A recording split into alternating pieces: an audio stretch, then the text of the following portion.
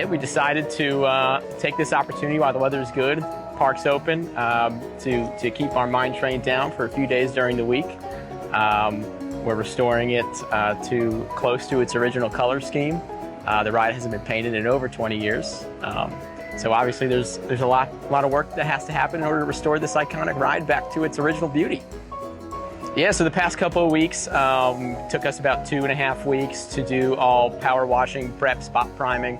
After that, we bring our crew of, we have over 10 painters working at a time in order to coat all of the columns, the track spine, the running rails. We're focusing on the spine and the columns during the week when we're keeping the ride down.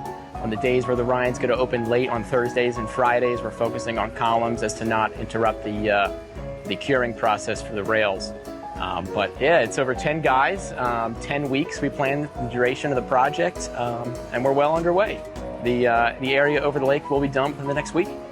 Yeah, we partner with Sherwin-Williams for all of our paint products, and they have a line of high performance coatings that are meant for this type of application for damp, wet environments, last a long time, hold their tints, don't fade, get chalky, don't peel. And that's exactly what we need for a ride like this, what we use on all of our coasters.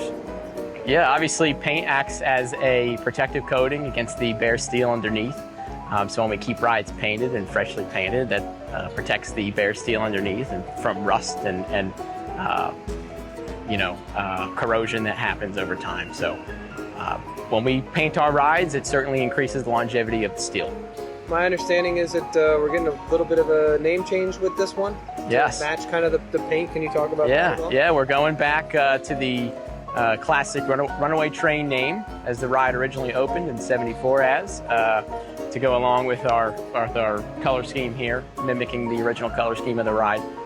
So it'll be a good homage to the history of the park, and honestly the history of coasters, as this is one of the first of its kind. So we're happy to pay homage to that kind of legacy.